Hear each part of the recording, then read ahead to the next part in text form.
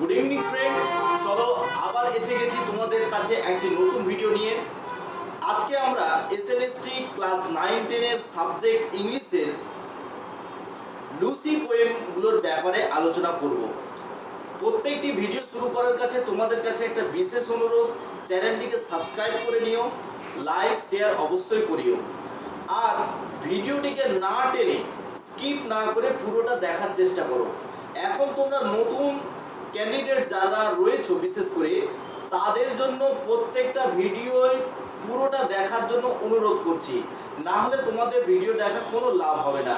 কারণ প্রথমেই যদি তোমরা ধৈর্য হারিয়ে ফেলো তাহলে পরবর্তীতে কিন্তু পরীক্ষায় আর তোমরা টিকে থাকতে পারবে না।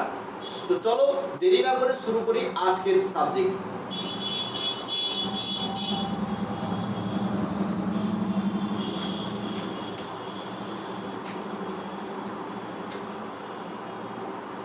SLST 2022 English. এবার দেখো, আমি আজকে এটা আগে থেকে লিখে রেখেছি, তোমরা দেখতেই পাচ্ছ 1 2 3 4 5 পয়েন্টস আমি এখানে লিখে রেখেছি, 5টা পয়েন্টস লিখে রেখেছি। এগুলো টোটালটাই হচ্ছে কিনা লুসি পোয়েমসের অন্তর্গত। Lucy poems, okay. এবার এটা রিটেন বাই কে লিখেছেন? Written by Wordsworth, William Wordsworth.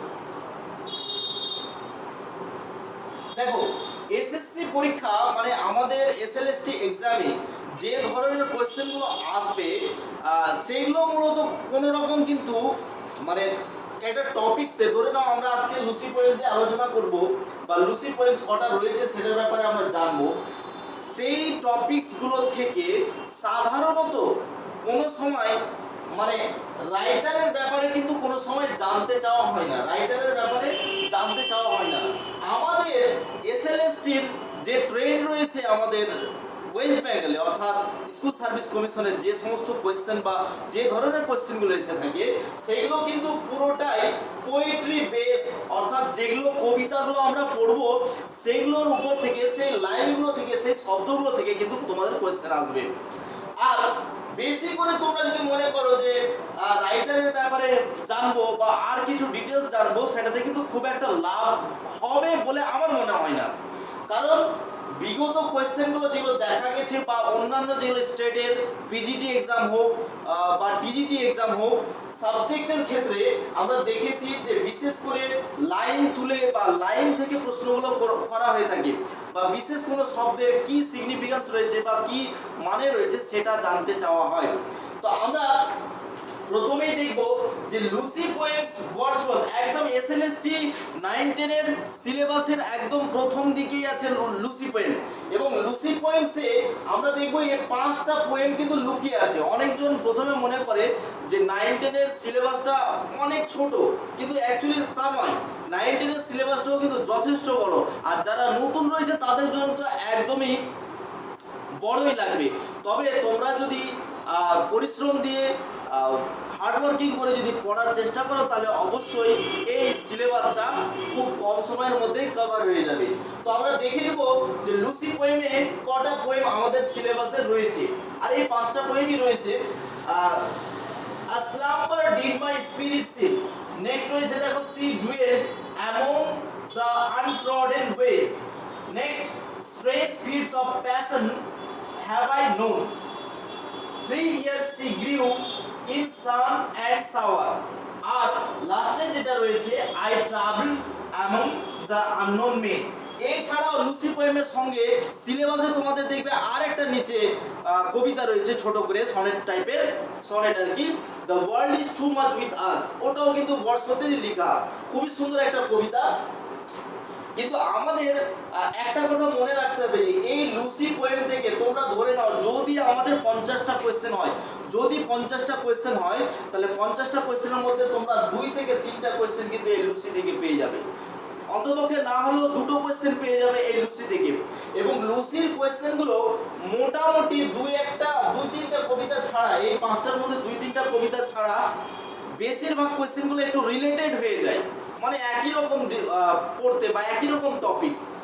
ওকে, এবার আমরা সেই প্রত্যেকটা কবিতা আমরা পরপর এর পরের ভিডিওতে আপলোড দিব। আপাতত তোমাদেরকে জেনে রাখতে হবে যে এই 5টা যে কবিতা রয়েছে, বিশেষ করে যেগুলো খুব ছোট 8 লাইনের, 14 লাইনের, 12 লাইনের, সেই কবিতাগুলো আমি বলছি তোমরা মুখস্থ করে ফেলে নাও, একদম খুবই ভালো হবে। তাহলে তোমাদের যে কোনো লাইন থেকে যদি প্রশ্ন আসে সেই লাইনটা তোমরা এক্সাম হলে রিলেট করতে পারবে।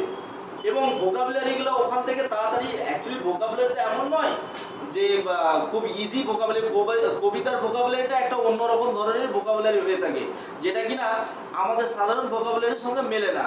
পোয়েট যেটা বলতে চেয়েছেন সেই শব্দটা সেখানেই সেভাবেই ইউজ হয়েছে এবং সেটারই আমাদেরকে আনসারটা করতে হবে। অতএব যদি আমার বক্তব্য, ব্যক্তিগত মতামত হচ্ছে, তোমরা যদি ভালো স্কোর করতে চাও, বিশেষ করে লুসি, দেখো প্রত্যেকটা টপিকস কিন্তু তোমার একটা টার্গেট থাকবে যে এই টপিকসটা আমার ক্লিয়ার আছে। টপিকস যদি ক্লিয়ার যদি না করতে পারো, তাহলে কিন্তু তোমার মিশন আমাদের SLST 2020 এটা কিন্তু ফেলিওর হয়ে যাবে, আগেই বলে দিচ্ছি।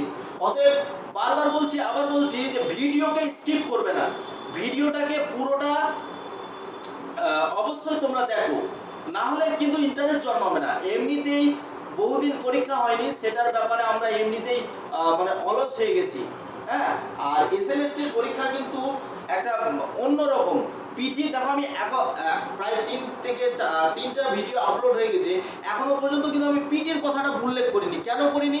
যে পিটির ব্যাপারটা অনেকেই, কেউ WBCS করছো বা আদার্স এক্সামের জন্য প্রিপেয়ার হচ্ছ, তো সেই ক্ষেত্রে তোমাদের ওটা কিন্তু সলভ হয়ে যাবে।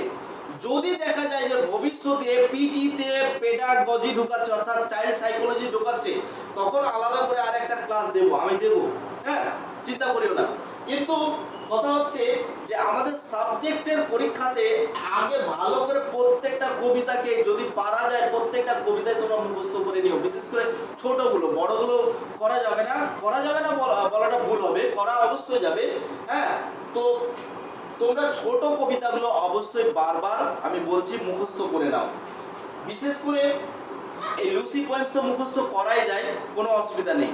এবং তোমাদের যে বইটা আমি কিনতে বলেছিলাম, আপাতত যদি মনে করো এনসাইক্লোপিডিয়া কিনবে, আর একটা সাঁতরা পাবলিকেশনের বই পাওয়া যায়,